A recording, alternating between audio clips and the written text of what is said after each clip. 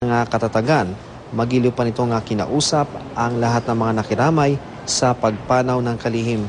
Makapananghali mamaya Igan ay inaasang aalisin na nga dito ang labi ni Remonde na patungo naman sa Malacanang. Balik muna sa iyo, Igan. Maraming salamat, Ian Cruz, sa gulat live mula sa burol ni Press Secretary Serge Remonde. Samantala, isinusulong po ngayon ni Congressman Edno Hoson ang pagpapanatili sa pwesto ng mga senador at kongresista ng hanggang 6 na buwan, oras na pumalpak ang automated election sa Mayo. Sa ilalim ng House Bill 7108, kapag pumalya ang automated elections, ang mga mambabatas ang sasaklolo para maghalal ng Senate President at House Speaker. Ang Senate President daw ang masisilbing acting President. Paliwanag ni Hoson, isinusulong niya ang panukala dahil daw sa naiibang sitwasyon ng darating na eleksyon.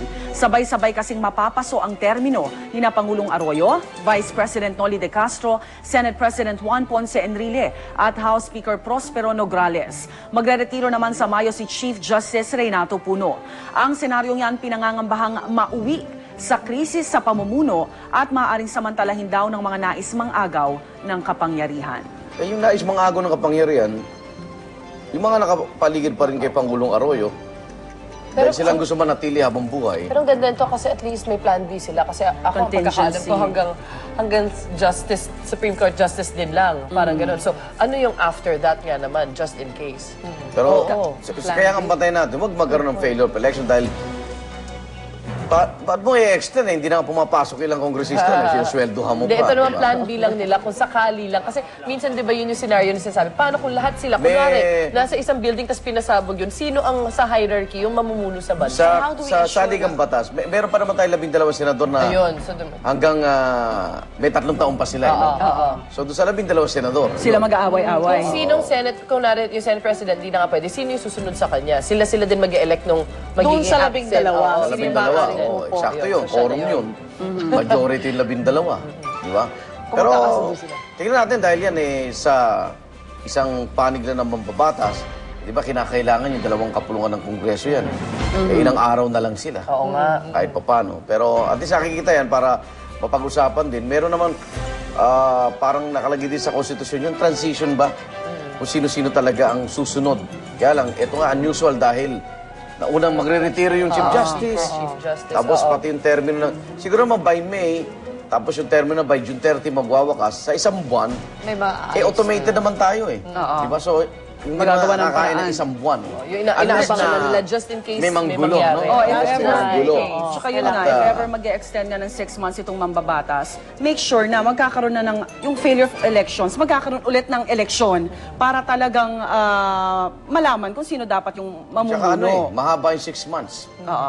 Kasi kahit ilang beses nila sabihin na hindi mahahack yan, it's unhackable yung magiging eleksyon natin, nakakatakot pa rin isipin kasi nga bago eh.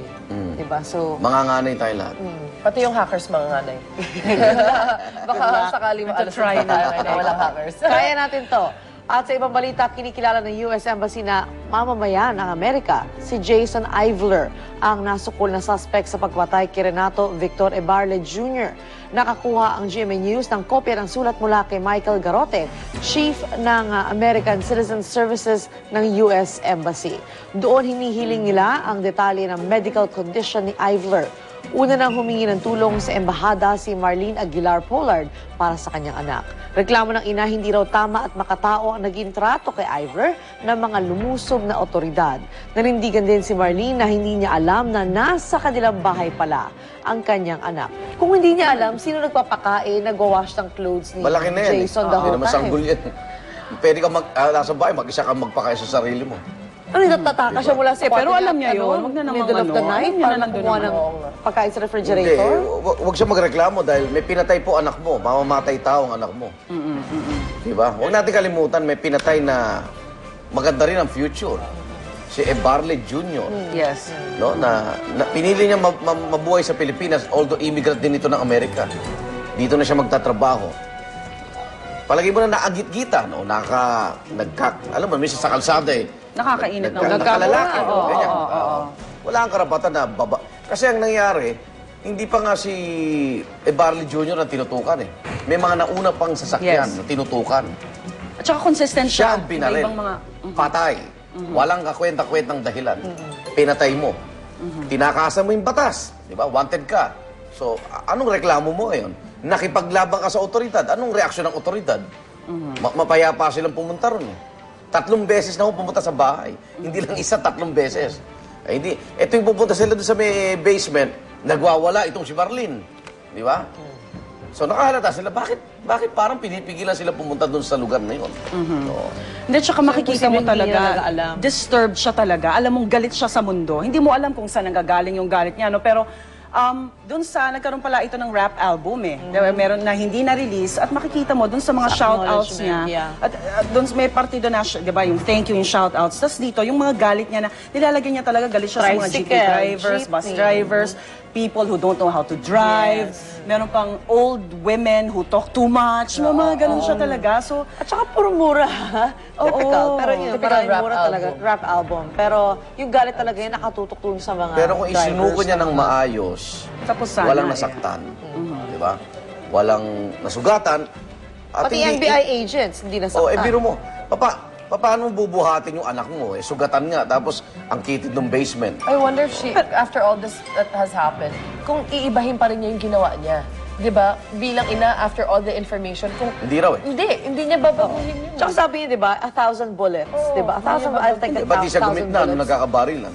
Correct. Hindi, pero ano ngang implication? May mali, may mali. American citizen, itong si Pwede bang Ivler. ganun? May extradition ba tayo sa kanila? Kasi si Hindi, Daniel dito Smith, ginawa ang Amer- krimen. Dito So, ginawa ang dito siya krimen. Hindi, kunyari, si Kulong Daniel talaga. Smith, dito din ginawa yung krimen, di ba? Nang rape natawala siya. siya. Pero narbor pa rin siya ng Amerika. Pero si Daniel Ang Smith, VFA. may visiting forces agreement. Yun ang sinasabi nila. Si Ivler, wala ho. So pwedeng Talaga mabulok siya talaga dito sa talaga kulungan. Oo. At para sa umatigong balita kay umaga, narito na ang Aksyon Balita.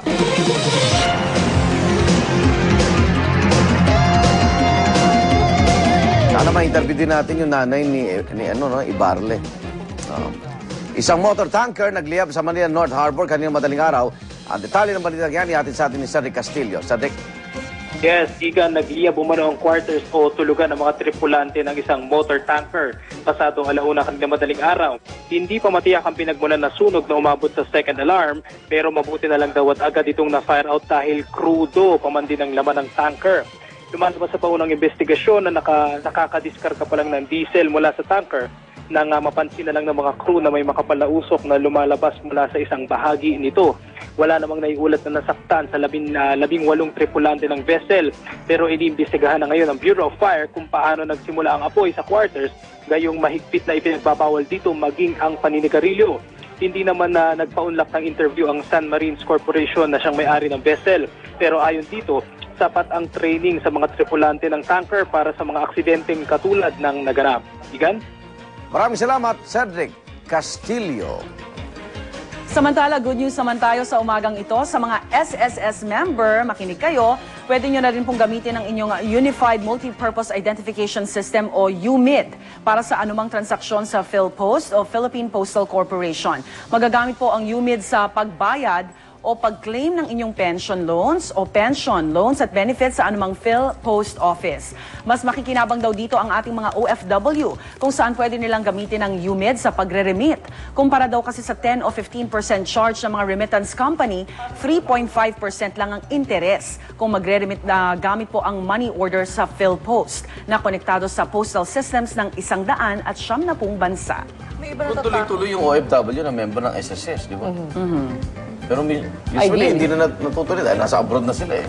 Voluntary. Sana. oo. Pero on the other hand, may takot naman na baka gawin ito na yung start ng national ID system. Pero yun for me, parang lahat naman tayo, every time meron tayong kinuha mula involved tayo sa isang sangay ng gobyerno like SSS, binibigay naman natin yung information natin name, address, birthday, whatever, sick, di ba? Lahat So what makes it different from a national ID? If it's going to make our lives easier, simpler, di ba? oo. Punta ka lang sa isa ka na sangay. Iyan lang yung ibibigay Yun na ibibigay mo. mo. Tapos, Ang inaano lang yata nila kung sino naman nakikita sa project na to.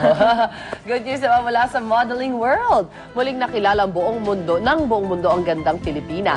Isang Pinay ang tinanghal na first runner-up sa 2009 Ford Supermodel of the World na ginanap sa Brazil. Wow! Siya ay si Charlene Luis Almalves, 16 years old. 16. 16 na napakaubod ng tangkad. Mahigit 40 contestants ang nakalaban ni Chat mula sa iba't ibang panig ng mundo sa tinaguri ang pinaka-prestigyosong model search. Nag-uwi ang Pinay ng $150,000 modeling contest